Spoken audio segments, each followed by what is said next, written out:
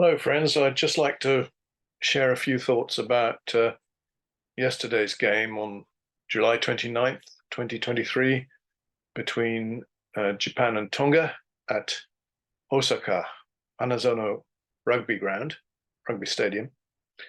Well, first of all, a win. Hooray for Japan. 21-16, if I'm not mistaken. And it was well deserved. It was a very tight game, and there was that moment at the end when if Matsushima hadn't made that last-ditch tackle, it could have either ended in a draw or possibly a win for Tonga, I think. So it was a little bit on a knife edge. However, I think it was certainly entertaining, and there were certainly glimpses also of what we know that the Brave Blossoms can do. And I think one of the most significant things for me is, okay, there was a lot of talk about losing Michael Leach to the two-match ban, I think it's become, for the high tackle. But they did it without Leach, okay? So I think that's a little bit important. Obviously, you can't keep relying on Michael Leach. I mean, I think this must surely be his last World Cup. How many has he done? Is this his fourth? I'm really not even sure. But at any rate, that was a significant point in this win for me. And I'm still well. I wasn't down about the team in the first place, to be honest. I mean, the Samoa loss was regrettable, of course, but we can all understand how and why it happened, and they're beginning to show glimpses of what they really can do. So if they manage to peak at the right time, then we could see something pretty good from Japan in the World Cup. That's the hope, anyway. Okay, now what I'd like to do is to share some comments. If I can just find the sharing. Got it down there. Yeah, share the screen. There we are.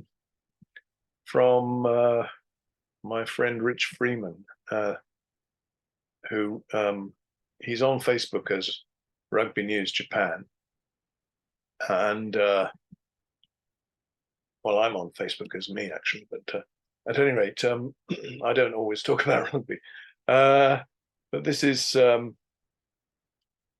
what he's got here. Rugby News Japan. He's got a few photographs. Yeah, there's a photograph. I think that's Ben Gunter, is it? Trying to charge down one of the Tongans, maybe the number 9, I think it is. So yeah, some good photos from the Kyoto photographer. This was filed on final whistle with comments from the coaches, etc. So he's written for Kyoto News. This is Rich Freeman, and there we are. He's saying Japan produce glimpses of magic in win over Tonga. True enough, fair enough. So yeah, he's done his usual very professional report. Yeah. Gosh, it really was a year since the last test win.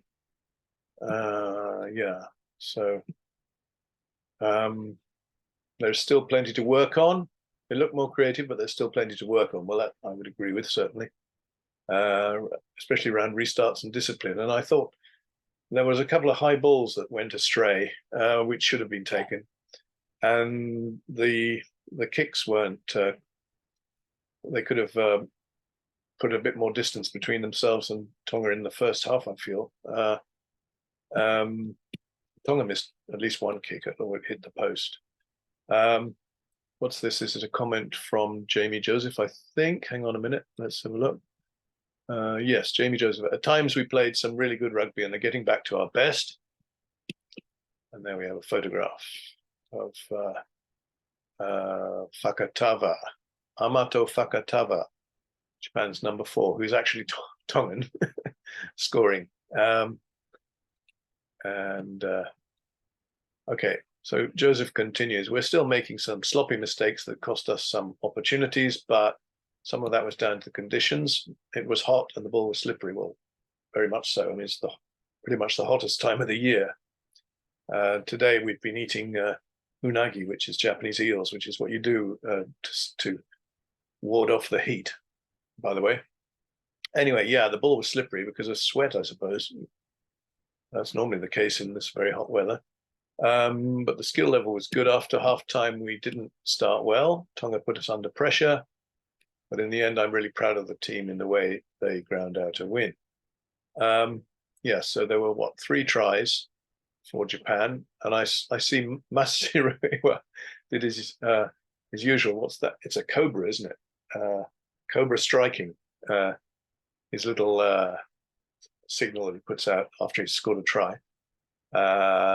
And Johnny Naikabula, who's originally Fijian, he scored his first try for the Brave Blossoms. I don't know about Fakatava whether he scored before or not. But I imagine to score against your own country must be quite special. Yeah, there we are. And Lee Sung-sin and Rikiya Matsuda kicked 1 penalty each. Yes, and we played some really positive stuff out there tonight, said Takalua. But the first half we played too much in our own half. In the second, we fixed our game, but the Japan defense kept pushing us back. And we didn't get those couple of opportunities to score. Well, they did get an opportunity from the intercept there, which might have made the score look very different.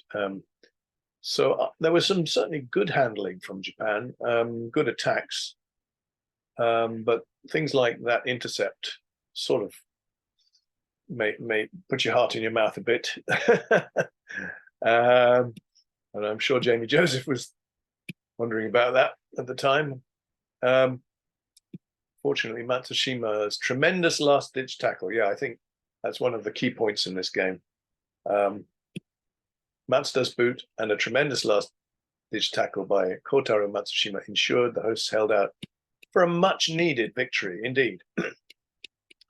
Yeah, I mean, it's going to be a huge confidence boost, undeniably. So they've got Fiji is their next game next week. And then they leave Japan, and I'm not sure exactly when they leave Japan, but their next game after that is against Italy. I think it's August the 26th. And that'll be interesting. Yeah, so obviously they don't want to leave Japan without a win against Fiji. Yeah, so maybe it's taken a little time, but I think the engine has started. Certainly, the confidence will be improved, and I'm pretty happy with this win as a supporter, and wish the team all the best for next week. And I think that's about all I've got to say this time. Thanks very much for listening, and see you again soon. Bye now. Let's turn it off.